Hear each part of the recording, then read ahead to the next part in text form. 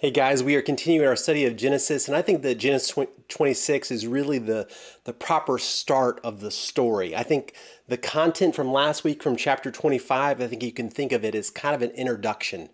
Like, here's the setup. We're setting the scene. Here are all the major characters. We get some clues about those characters, some foreshadowing of things that are going to come, conflict that's going to be there, causes of some of that conflict. All that's in that first section.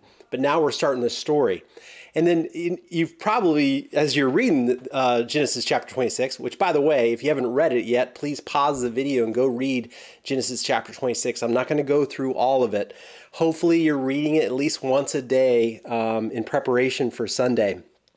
But I think you're going to see, it's like the more things change, the more they stay the same. It's like you're reading this and it's like, didn't we experience all this with Abraham? It's like deja vu all over again, as Yogi Bear would say. It's like all these things just keep repeating, and it's kind of a fascinating thing. And it really leads me to really conclude that God, through this narrative and the story that he's telling and highlighting through this, is that he is making it clear that the same problems that existed, after Adam and Eve get ejected out of the garden for their sin, that same problem remains, So even though God has chosen Abraham, and Abraham is the one that's going to bring the blessing into the world ultimately through Jesus Christ and his gospel, the problem remains the same. Guys, the fundamental problem with Abraham and Isaac is sin. So I kind of think that we see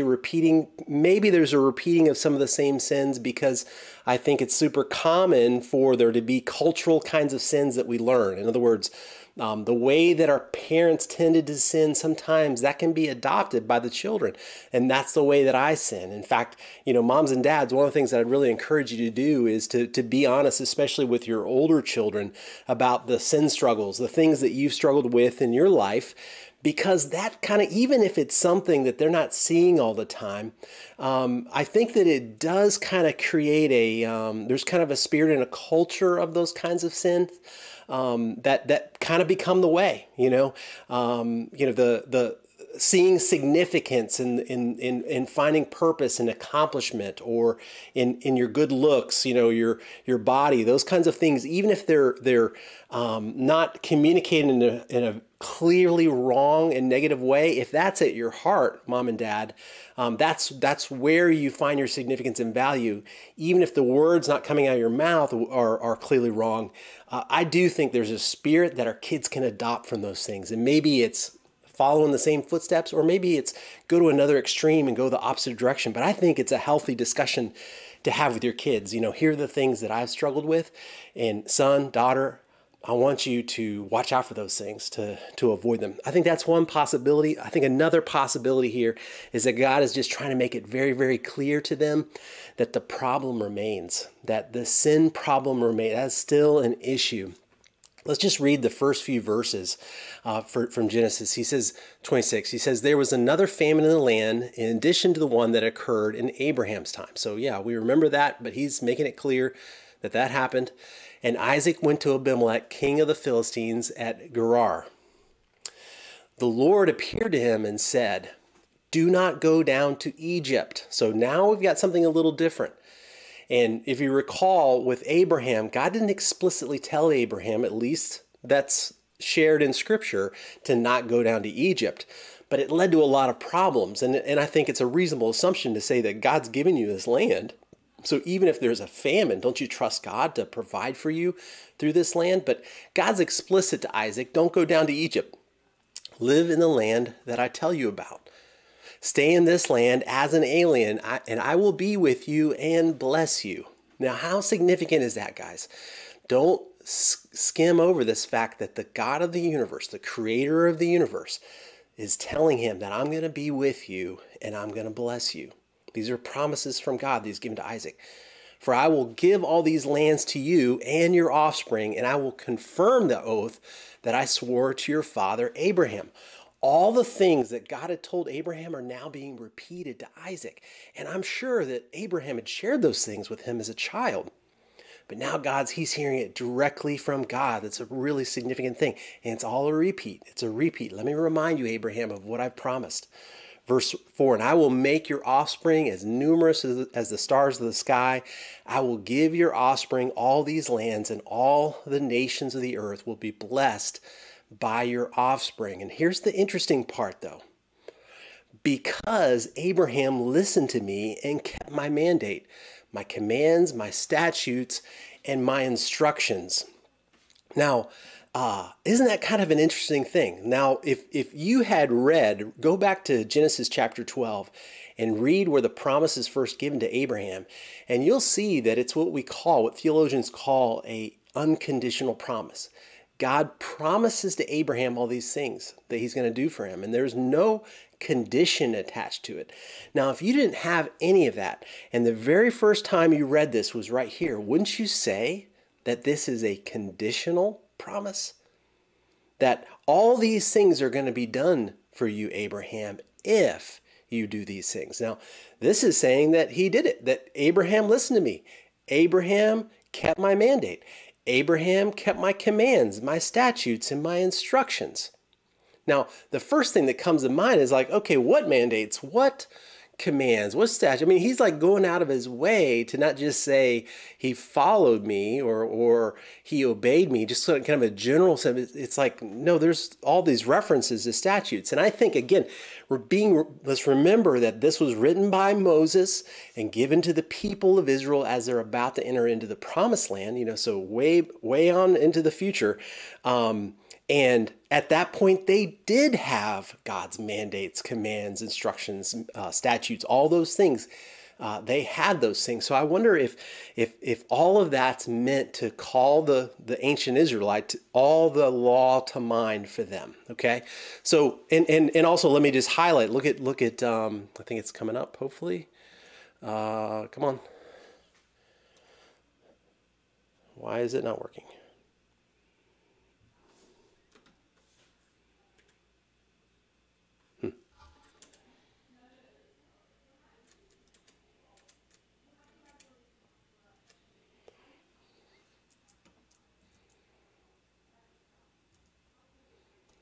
Okay, so whatever happened there, I had to cut it.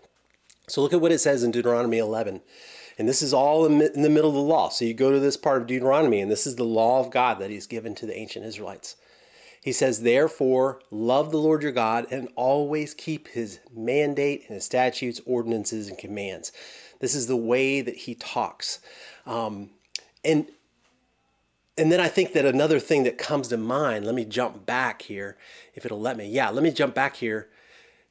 Is that when you see this, did Abraham keep his mandates and instructions, commands, all those kinds of things? And I think that's a really good question. Like, if you see, go back and look at the life that Abraham lived. Look at the things that he did to his wife in terms of giving her over to other men, to Hagar, and taking her as a like a surrogate. That kind of abuse, that kind of adultery really is what it is as well. I don't know that you could say that Abraham did keep God's commands and mandates and all those kinds of things. So let's kind of build that out a little bit more and look at what he says in Ezekiel 18. It says, suppose a man is righteous and does what is just and right. He does not eat at the mountain shrines or look at the idols of the house of Israel. So he's expanding on what it means to be just, to be righteous. He does not defile his neighbor's wife or approach a woman during her menstrual impurity. He doesn't oppress anyone, but returns his collateral to the debtor. He does not commit robbery, but gives his bread to the hungry and covers the naked with clothing. He does not lend at interest or for profit, but keeps his hand from injustice and carries out true justice between men. He follows my statutes and keeps my ordinances, acting faithfully. Such a person is righteous. He's defining what it means to be righteous. He says he will certainly live. This is the declaration of the Lord. And the reason I'm bringing this all to mind is to bring you back to what God says about Abraham back in Genesis 15. It says, Abraham believed the Lord, and it was credited to him as righteousness.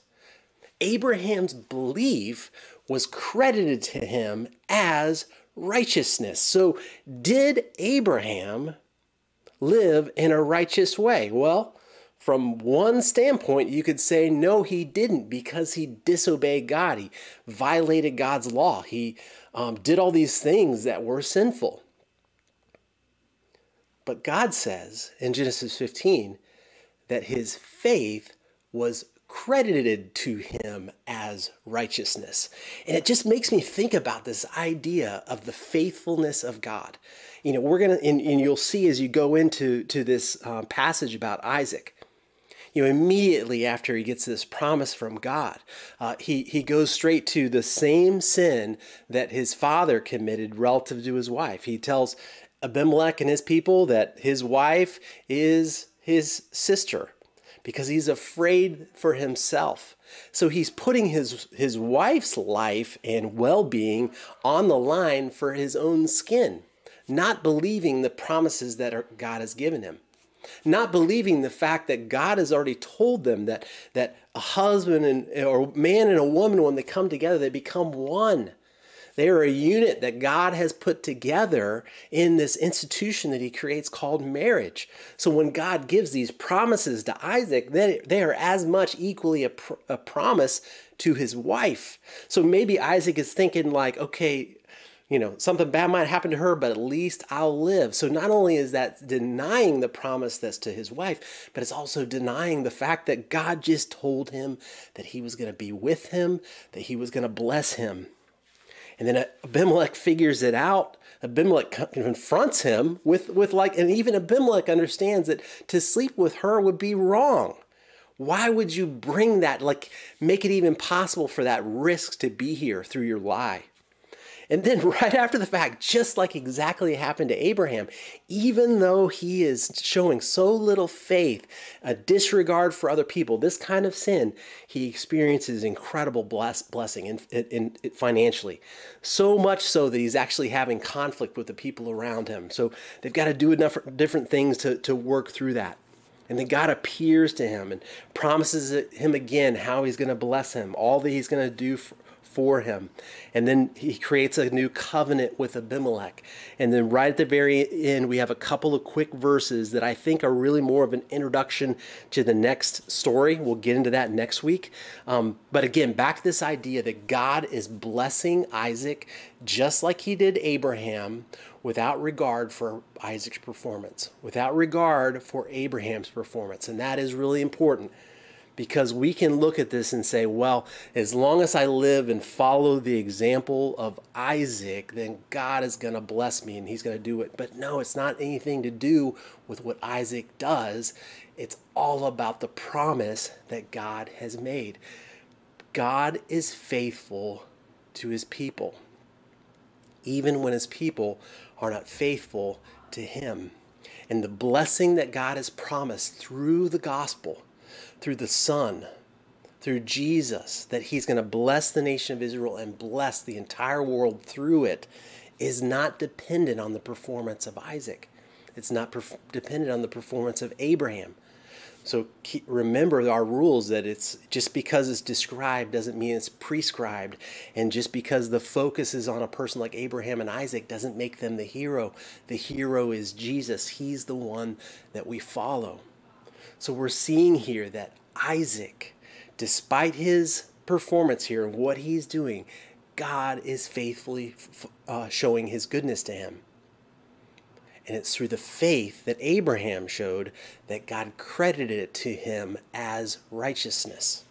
Guys, it says in Galatians chapter 3, it says the same thing in Romans, the first part of Romans, that it doesn't matter about what we do or don't do. It simply matters, do we believe? Are we putting our faith in Jesus Christ? And if that's the case, then the same thing with Abraham, the same thing with Isaac, then God credits it to us as righteousness. Therefore, through faith in Jesus Christ, we can say that we listened to God. we kept his mandates, his commands, his statutes, his instructions, because that's the definition of what it means to be righteous, to do those things. But through faith in God, it's credited to me. But again, big picture, God is faithful to fulfill the promises that he's doing. And even though we might be in the midst of hard things, in the midst of a desert time, health issues, relational challenges, this is a world that is passing away. And the life that he's promised us is to the new person of who we are, not the old person. God is killing the old and bringing to life the new. And so we can expect that everything that God is doing in our life, whether we're walking with him or not, just like Isaac here, what he's doing in our life is about killing the old and giving life to the new that he is bringing into this world. So I'm looking forward to hearing what you guys think about this passage. I always love the discussion. And in fact, last week at our group, I thought the discussion was so incredible that I was like, man, I really wish that I could re-record the video because it was just so insightful. And so I'm looking forward to that with you guys this week as well. I love you guys, and I look forward to seeing you Sunday.